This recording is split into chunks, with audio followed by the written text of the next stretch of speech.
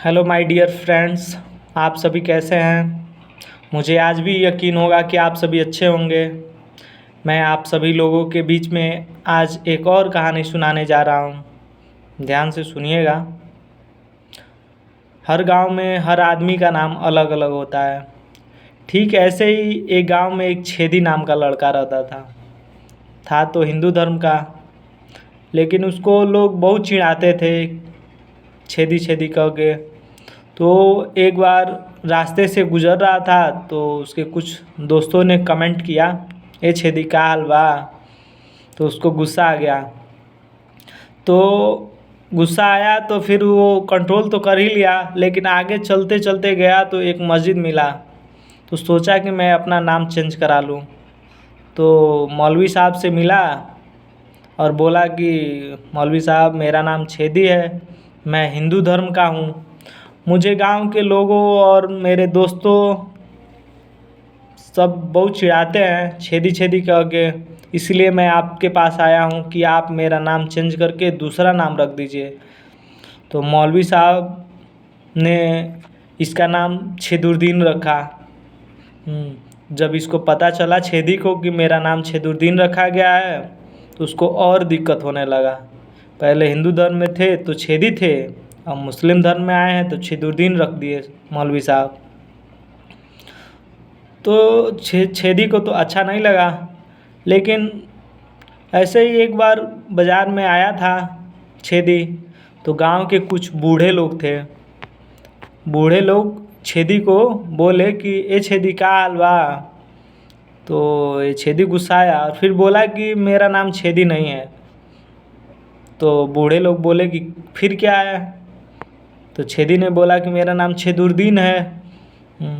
तो जो बूढ़े लोग थे उसी में से एक लोग बोले, पहले तो तुम छेदी थे, अब छेदुद्दीन रखवा लिए हो। तो छेदी को और गुस्सा आने लगा। फिर कुछ बोला नहीं, आगे धीरे से निकल गया। फिर आगे जाते जाते फिर सोचा कि क्यों ना मैं अब छेदुद्दीन से कुछ और नाम रखवाऊँ। तो फिर सोचा कि मैं सिख धर्म में चलता हूँ, चर्च में। सिख धर्म में जाने के लिए चर्च में गया तो वहाँ के जो पादरी जी थे उनसे मिला और बोला कि सर, मेरा नाम हिंदू धर्म में थे तो छेदी था, मुस्लिम धर्म में आया तो छेदुद्दीन मौलवी साहब ने रख दिया। अब मैं आपके पास आया हूँ, आप मेरा नाम बदलिए और मुझको सिख धर्म अपनाइए। तो पादरी जी ने इसका नाम होलबिल रख दिया। छेदी को और गुस्सा आने लगा। हिंदू धर्म में थे तो छेदी था, मुस्लिम धर्म में आया हूँ तो छेदुद्दीन रख दिए मौलवी साहब। अब सिख धर्म में आया तो होलबिल नाम रख दिए।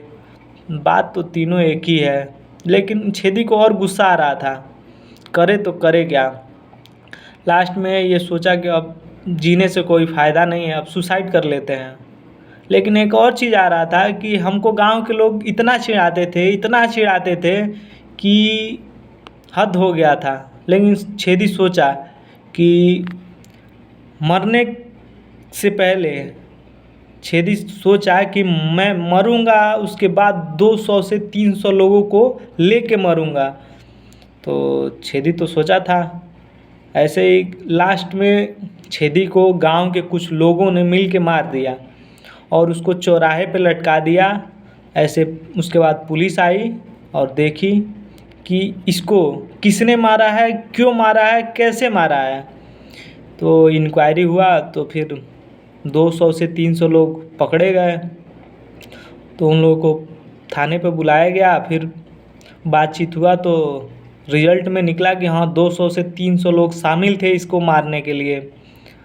तो उन लोगों को 6 महीने का जेल और कुछ पैसा देना पड़ा। तो कहानी का मतलब ये है कि आप किसी का नाम न बिगाड़ें। अगर आप किसी का नाम बिगाड़ेंगे तो लोग आपका भी नाम बिगाड़ सकते हैं। Thank you. आप सभी लोगों को कहानी कैसा लगा, आप सभी कमेंट में ज़रूर बताएं।